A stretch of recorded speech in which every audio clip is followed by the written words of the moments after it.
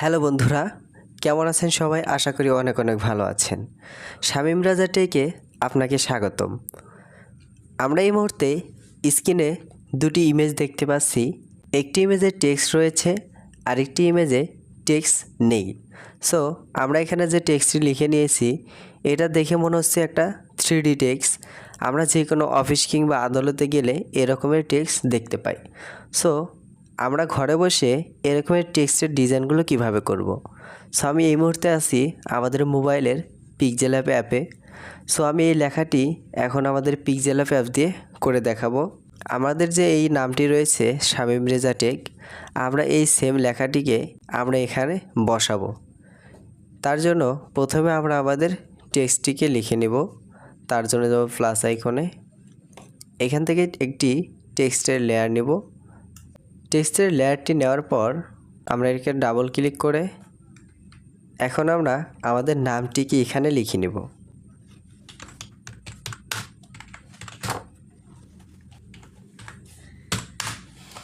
So আমাদের নামটি লেখা হয়ে যাওয়ার পর এটিকে আমরা ওকে করে দিব। ওকে করে দিলাম। এখন আমরা এই লেখাটিকে একটু বড় করে নিব। সো আমাদের টেক্সটটি লেখার পর আমরা এখন এই টেক্সটটির কালারটিকে চেঞ্জ করব। তার জন্য আমরা চলে যাব কালার। এখান থেকে আমরা এইখানে যে কালারটি রয়েছে এই সেম কালারটি আমরা আমাদের এই টেক্সটটিকে দিয়ে নেব। প্লাস আইকন থেকে আমাদের কালারটিকে আমরা সিলেক্ট করে নিব। ওকে, সিলেক্ট করে নিলাম। সো আমাদের টেক্সটটির কালারটিকে চেঞ্জ করার পর আমরা এখন টেক্সটের ফন্টটিকে চেঞ্জ করব। তার জন্য চলে যাব ফন্টে। এখান থেকে আমরা এই ফন্টটিকে সিলেক্ট করে নিব। সো সিলেক্ট করে নিলাম। এখন আমরা এই লেখাটিকে এভাবে রোটেট করে দিলে কিন্তু প্রফেশনালভাবে লেখাটি এখানে হচ্ছে না।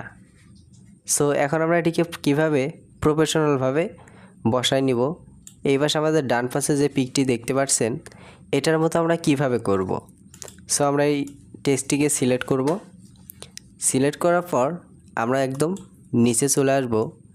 এখান থেকে আমরা একটি টুলস দেখতে পাচ্ছি, এই টুলটাকে ক্লিক করব। ক্লিক করার পর আমরা এখানে দেখতে পাচ্ছি যে আমাদের একটা শেপ তৈরি হয়ে গেছে। আমরা এটাকে যেভাবে ইচ্ছা সেভাবে নিতে পারবো। সো আমি এটাকে এই বক্সটি মিল করে দিব।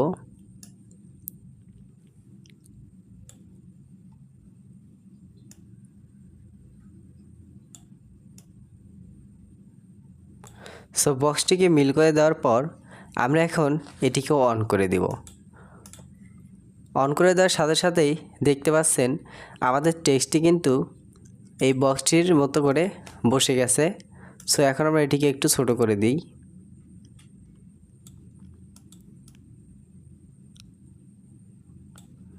সো আপনারা দেখতেই পাচ্ছেন যে ডান পাশের যে ইমেজটি রয়েছে এই ইমেজটি আর বাম পাশে যে এখন আমরা কাজ করলাম এই ইমেজটির দুটি টেক্সট কিন্তু সেম।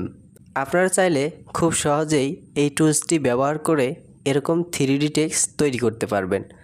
আশা করি আপনারা বুঝতে পারছেন। সো আজকের ভিডিও এ পর্যন্তই।